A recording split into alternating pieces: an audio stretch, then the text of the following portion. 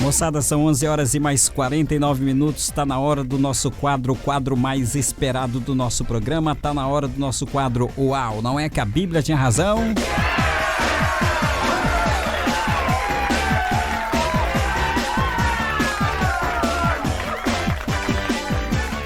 Hoje nós vamos responder à pergunta da nossa irmã Rosa Azevedo.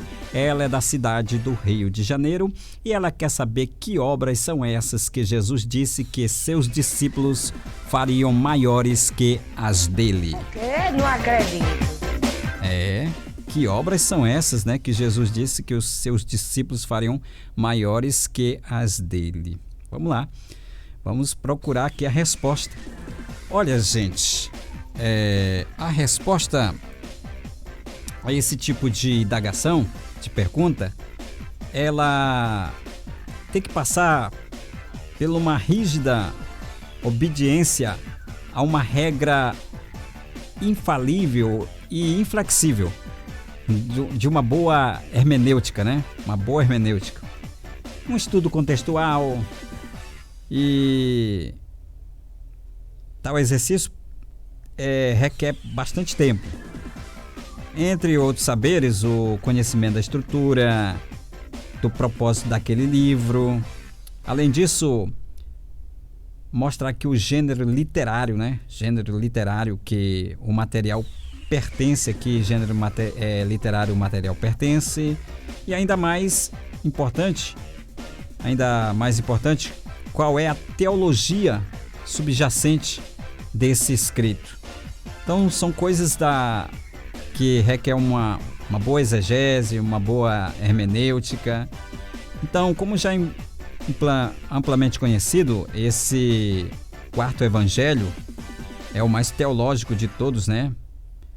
Ele é que se distingue dos outros.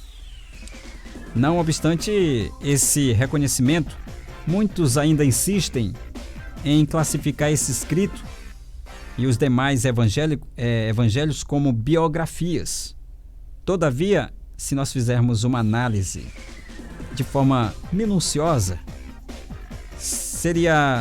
já é possível até identificar pelo chamado prólogo joanino, né? Lá em João de capítulo 1, versículos de 1 ao 14. Então, a gente verifica que tal documento não tem caráter biográfico. Não tem caráter biográfico algum. Além disso, por um dos finais do Evangelho, né? Por um dos finais do Evangelho joanino, é possível ver que o propósito desse texto é justamente produzir fé e confiança em Jesus, o que era, na realidade, o conteúdo da pregação neotestamentária do Novo Testamento. Entendeu?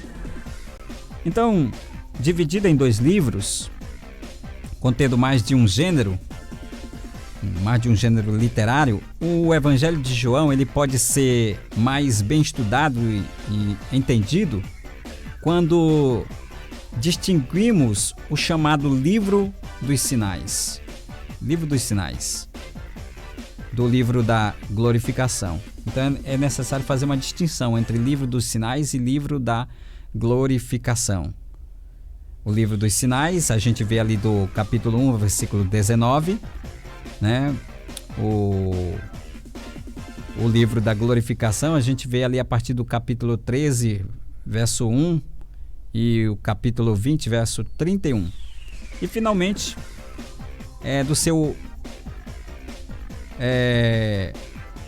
daquilo que realmente é o objetivo do livro. Daquilo que é o objetivo do livro, lá a partir do capítulo 21, versículos de 1 ao 25, onde está situada a análise minuciosa, isto é, a porção escriturística, o objeto de dúvida e, portanto, o objeto que nós estamos analisando, que é objeto de dúvida. Que obras são essas que Jesus disse que os seus discípulos fariam maiores do que as dele? No livro da glorificação, a qual é o gênero literário predominante no escrito, enquanto os acontecimentos do livro dos sinais vão se desenrolando ali publicamente, o material do livro da glorificação consiste, em sua maior parte, em discursos privativos e reservados de Jesus apenas aos seus discípulos. Então, o livro da glorificação, ele consiste na maior parte de discursos ali de forma privada, só Jesus e seus discípulos. Se a gente vê o capítulo 3, versículo 31, o capítulo 17, versículo 25. Então, assim, essa porção é classificada literalmente falando como testamento. Testamento, né? É um documento confidencial que deve ser conhecido apenas por aqueles que são íntimos, né? São íntimos, pois contém conselhos beneficiários do conteúdo. Por isso mesmo, a narrativa mostra que Jesus só inicia o seu pronunciamento após a saída de Judas Iscariotes. Não acredito. É verdade. Pode ver que ele só começa o discurso depois que Judas saiu. Está lá em João capítulo 13, versículo 30 e 31. Certo? Então, assim chegamos à questão crucial. Que obras são essas? Que Jesus falou, que Jesus se referia em João 14, versículo 12. Seguindo aqui o raciocínio dos textos de João capítulo 5, versículo 20 e o capítulo 9, versículo 4, onde a palavra grega lá, equivalente à palavra grega para obras, no grego é ergas, que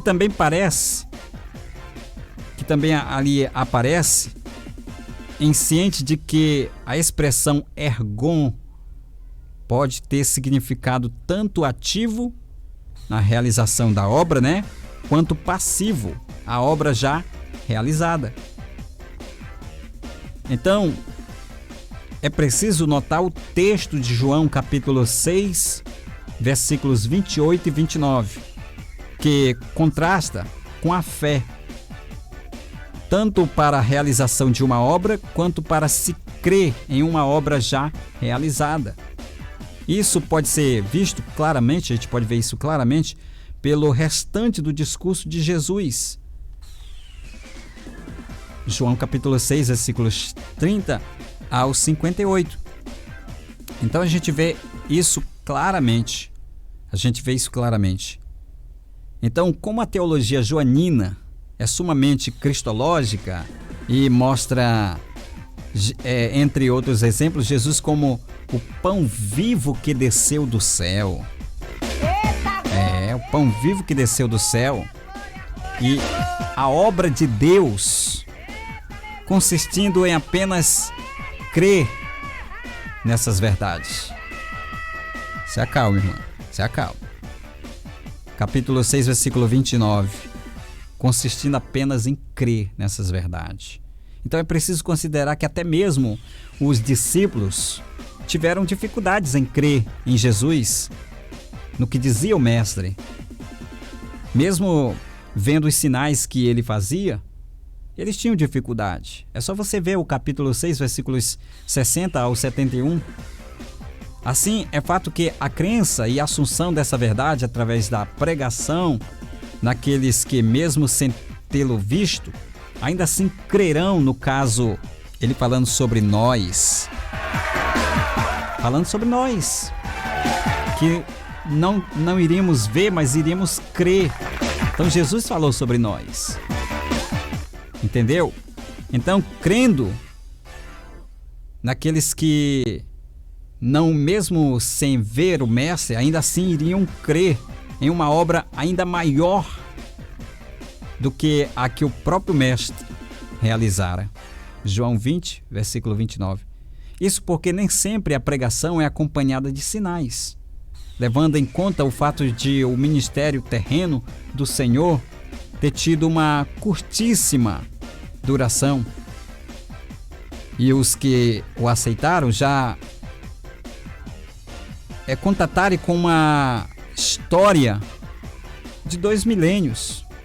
Então hoje, quando a gente aceita Jesus, a gente aceita uma história que aconteceu há 2 milênios. E mesmo assim a gente crê.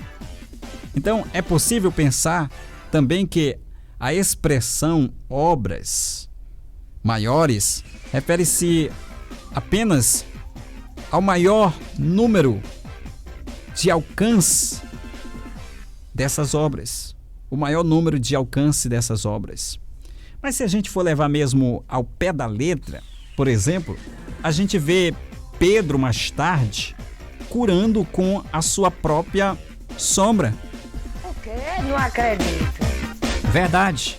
A Bíblia diz que a sombra de Pedro curava as pessoas. Então, Jesus não curava com a sombra. Entendeu? Se a gente for levar ao pé da letra, certo? E a Bíblia diz que o lenço de Paulo curava. Porém, a gente também tem que ver que é uma questão isolada, né? A questão do lenço de Paulo é uma questão isolada porque Paulo exerceu essa questão do lenço, que alguém usa aí como doutrina, como nada a ver. Paulo estava preso, então teve aquela iniciativa de mandar o lenço, né? Mas não é motivo para se criar uma doutrina em cima disso, tá certo? Então, nós que nunca vimos a Jesus, mas cremos nas suas obras, só o nosso fato da gente crer nisso, nós já estamos fazendo até obras maiores do que os próprios discípulos. Porque nós estamos crendo, eles creram porque eles viram, mas nós estamos crendo mesmo sem ver, tá certo? Então, as obras são isso, é crer, é fazer o que Jesus mandou mesmo sem ter visto ele. E eu já expliquei aqui as obras que os discípulos fizeram maiores do que as de Jesus. E no final chegamos a mais uma conclusão de que... Uau! Não é que a Bíblia tinha razão!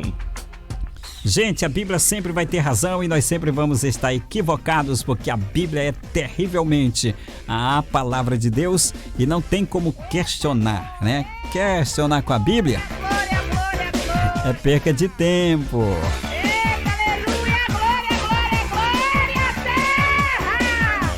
Depois de todos esses esclarecimentos, só nos resta agradecer o seu carinho, sua companhia e a sua audiência. Eu prometo voltar amanhã às 9 da manhã com mais um Bom Dia Super Dia, tá bom? Vou deixar vocês aí com a Célio Trindade e o seu programa A Conversa é com a Célio Trindade, trazendo as principais notícias do estado do Maranhão. A todos vocês, uma ótima tarde. Fui!